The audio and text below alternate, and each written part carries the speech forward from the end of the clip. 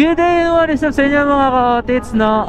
For today's vlog, magmo-moto camping tayo ngayon. So kita nyo naman sa caption ngayon mga ka-otits, no, kung saan tayo magmo-moto camping. Kasalukuyan nga pala natin binabaybay itong highway ng Santa Rosa to Tagaytay, no?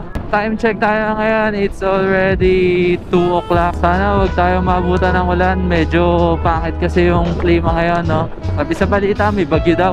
Tignan natin kung maabutan tayo ng ulan, no?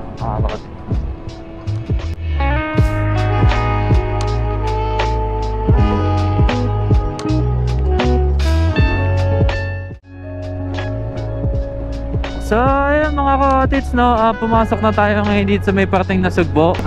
Time check tayo ngayon 2:30. Nakikita ko medyo makulimlim talaga eh. Sana bigyan tayo ng magandang weather kahit ngayon lang, no. So at least bago man lang tayo makarating sa may spot natin, sana maganda yung weather, no, para hindi tayo maantala sa biyahe. Babakbakin ko na to ngayon mga ka-otits. So babalikan ko na lang kayo mga ka-otits pagka medyo malapit na kami, no. So kita-kits na tayo sa may spot. A few moments later.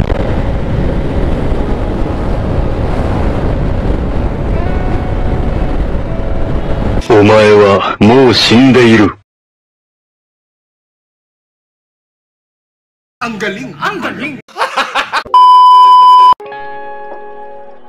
So yun mga ka-otits, no, mamamalengke lang tayo ngayon dito sa may palengke ng Lian. So babalikan namin ulit kaya pag alis tayo, no. Excuse me po.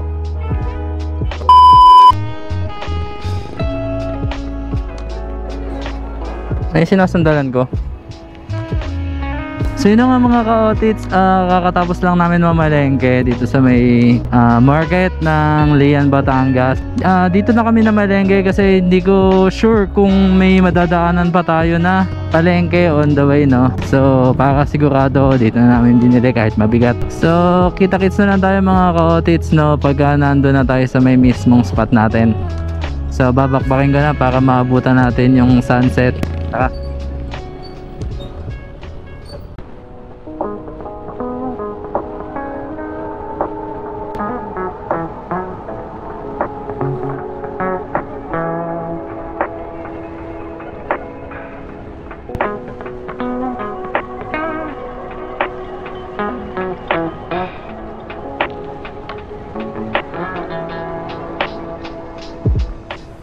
One minute, 37 seconds later.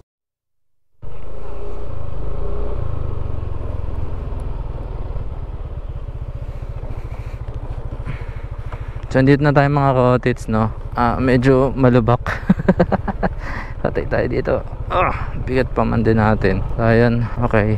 So chill lang muna. So abot pa naman siguro tayo ng sunset, no. Kaso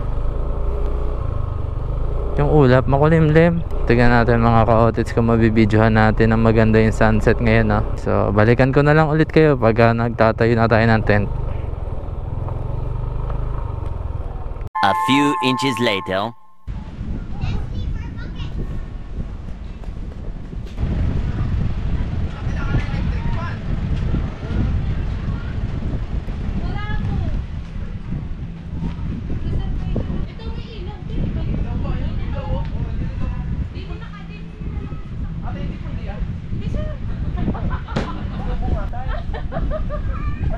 Atay, wala pa kayong uuwian? Atay? Malayo po kami sa...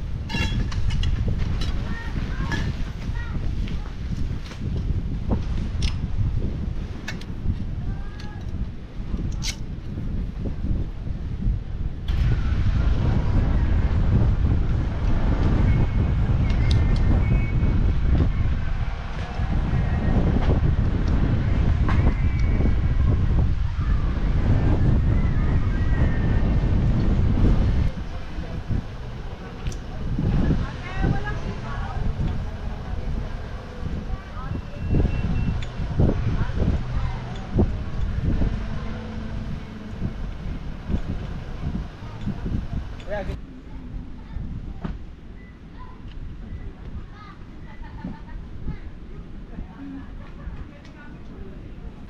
yun mga ka-otits, kakatapos lang natin mag-setup ng gamit natin, no?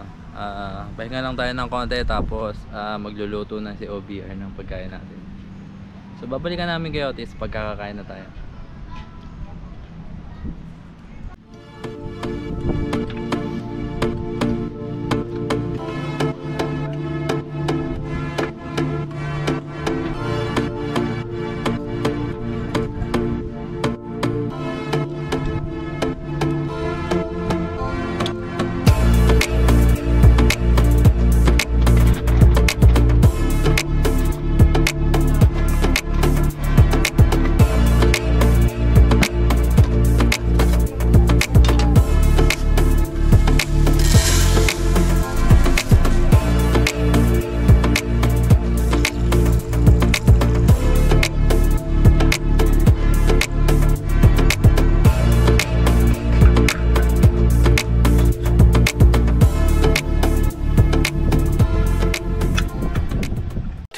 Thousand years later.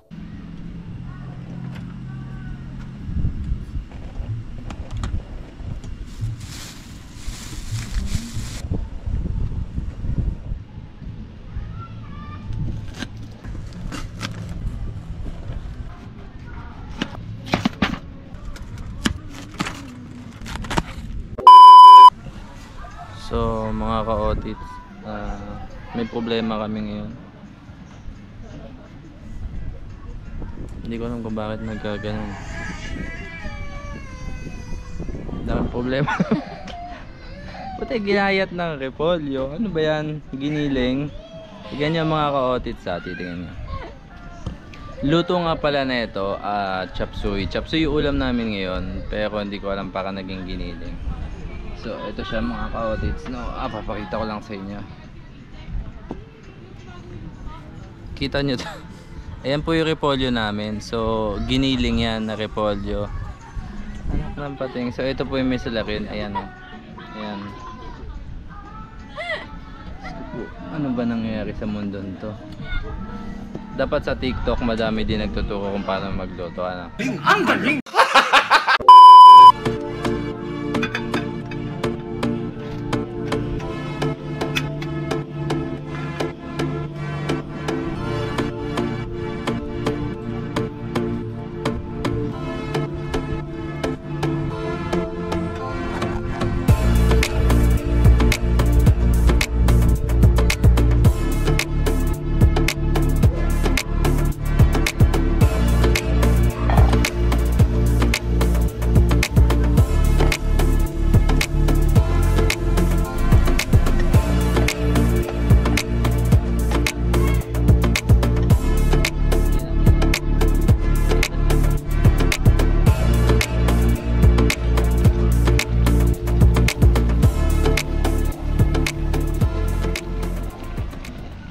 So yun mga ka-otits, no, luto na yung pagkain natin. So dinner na muna tayo.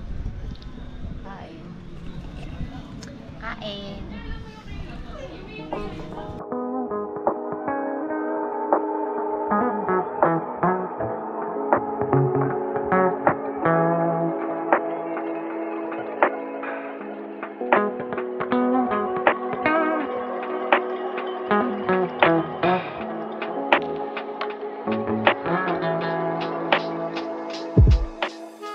A few moments later. So yun mga ka-otits, no, kakatapos lang namin kumain ngayon, pati maligo. Sinabi na namin yung pagligo kanina pagkatapos namin maghugas ng mga pinag-ainan namin. So sa ngayon chill lang muna kami, no. So siguro after na shot namin matutulog na kami.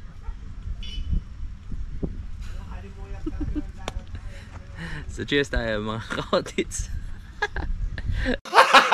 Bawal tayo sa alak na yun. So good night.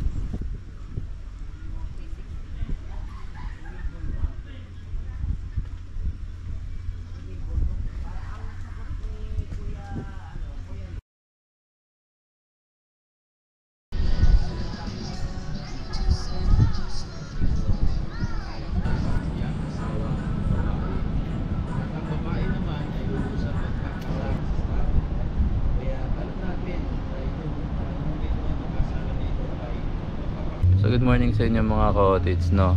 Kakagising lang namin ngayon. Medyo nagising kami ng bahagya gawa ng malakas yung sounds dito sa kabila. May beach wedding yata sila. So lakad-lakad muna tayo ngayon.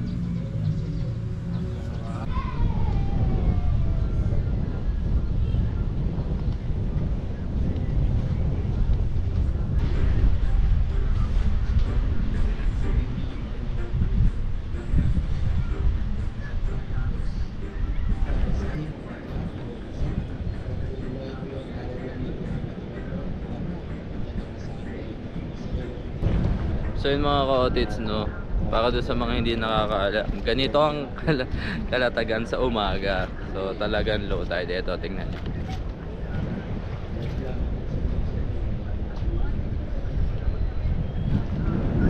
So maglalakad talaga kayo mga ka-otits, no. So nandun yung campsite namin.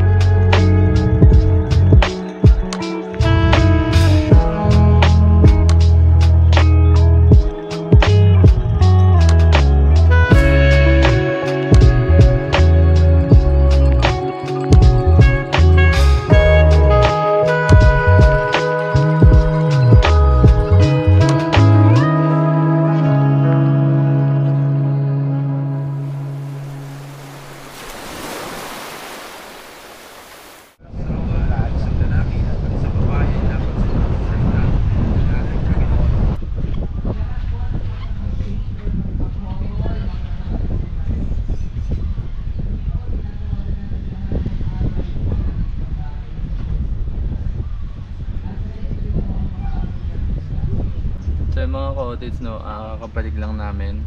Galing kami sa paglalakad doon, no. May nakita kaming isda na nalulunod. Ito yung video na para siya nalulunod. So prepare muna tayo ng breakfast natin mga ka-otits.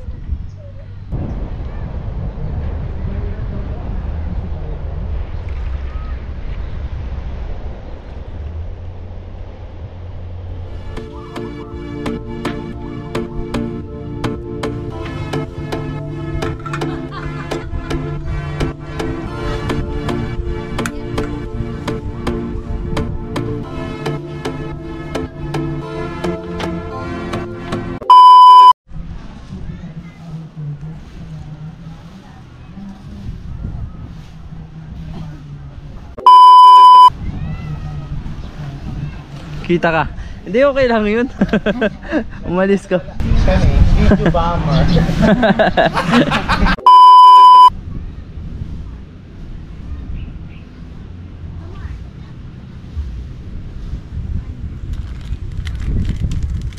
Choco granules to. Siguro iglesia may-ari ng coffee ko, no? Kasi yung kulay niya. Green, white, red. Di ba ganyan ang kulay ng iglesia? So may trivia kami mga ka-otits, no? Yung may-ari ng coffee ko, possible na iglesia. Tingnan niyo yung coffee ko. Yan yung kulay niya. Maano ka? Possible lang naman. Sa mga ka-otits, yung gamit namin tent ngayon is from Decathlon. Pero hindi siya sponsored, 2 to 3 person to ng MH100 yata yun. Maluwag naman sa loob, maganda siya. Tapos tested na namin siya sa araw pati sa ulan, no. Kahit medyo basa yung hindi kayo papasukin ng tubig sa loob. 100% na para sa akin maganda yung tent na to, no. Matibay din yung niya, yung pinaka cover niya. Solid tong tent na to. 12 seconds later.